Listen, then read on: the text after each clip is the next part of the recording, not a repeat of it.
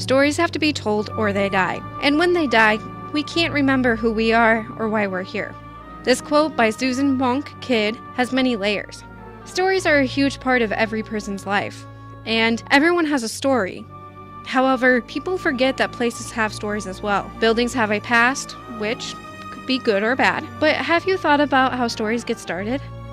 Have you ever asked the question, has this story changed since it was first told? These are the questions I wanted to explore within local lore. Stories have to begin somewhere, and it usually starts with rumors or someone who likes to entertain. Swope Hall is a building on the Buena Vista University's campus and has the perfect example to how stories begin. Matt Wagner, a BVU alumnus, was one of the creators of the ghost Mary Swope. Him, along with several of his roommates, wanted to create a story that would scare freshmen living in Swope Hall.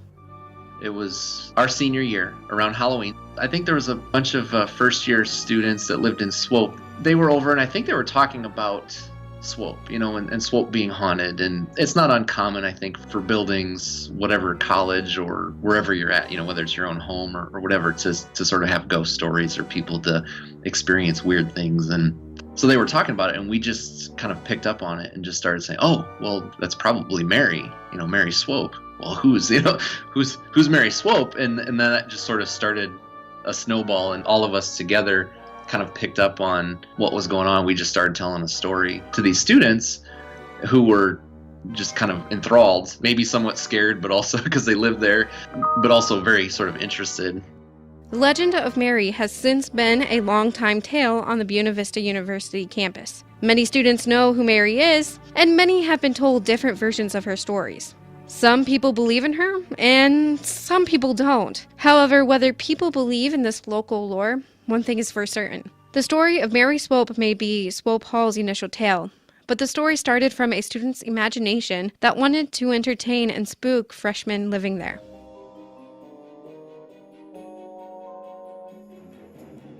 Once a story gets started, there is a time when many audiences don't believe in it.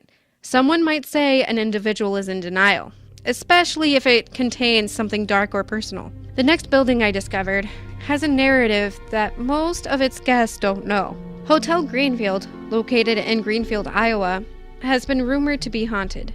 The manager, Tori Rendell, tells about possible experiences some of the employees or guests have encountered. Some of the stories you hear are just doors will shut, you'll see little things move around in the rooms. Most of it, you think you feel somebody touching you. Lights are left on. It's just little simple things that you hear about mainly. Nothing is ever scary. Nothing is out of the ordinary for the most part. Whether these experiences have happened to guests or employees, many people who have heard these encounters have shrugged them off as rumors. The owners of Hotel Greenfield will deny any rumor they hear about the haunting. The disbelief or denial is an area where a story starts to change from the original. If someone believes a description from a narrative, he or she might change a detail to make a different version of it. The opposite of disbelieving is believing. When people believe in a story, it brings it to life and makes it more unique. Sometimes, especially in lore, believing makes an individual feel comfortable about the unexplainable. Celia Knopflock, the owner of the Masonic building and Celia's Antiques in Storm Lake, talks about some occurrences she believes are caused by a spirit in the building.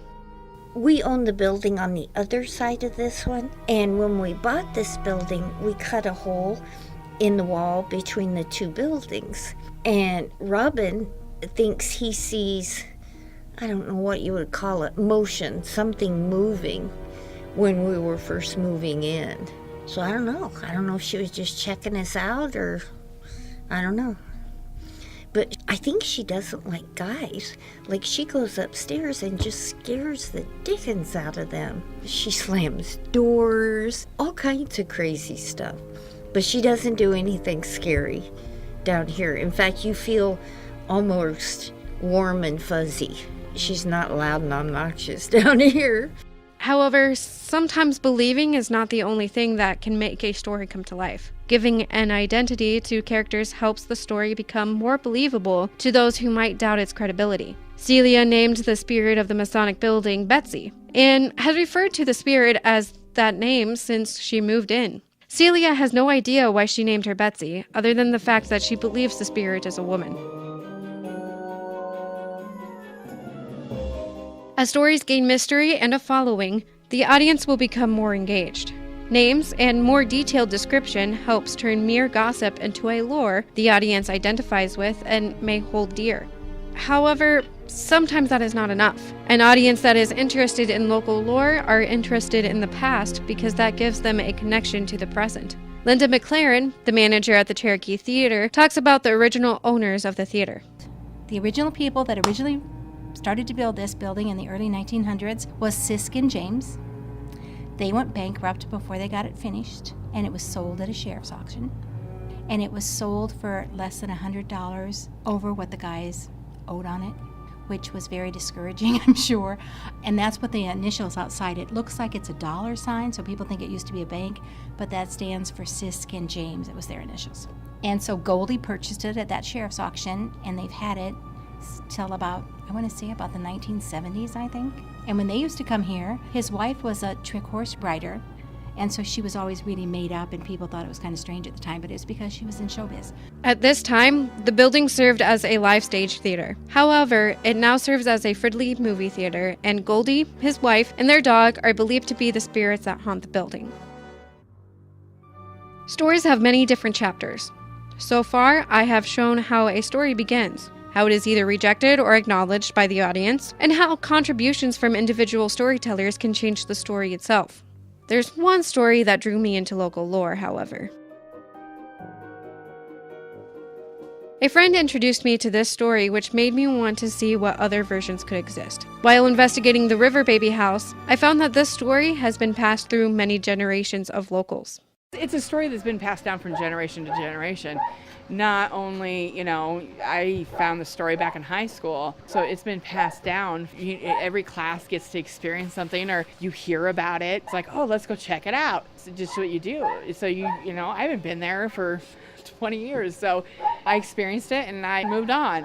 But from my generation to yours, I imagine the story's changed multiple times. The longer the story lives in an area, the longer it becomes part of their identity. Like any good identity, changes are bound to happen. When a story is brought to life, whether it's from an imagination or a grain of truth buried in a town's heart, the individuals who keep telling the story keeps it alive. In some cases, the characters bleed into reality, gaining both a past and a soul. In other stories, individuals are kept alive simply because their stories are told.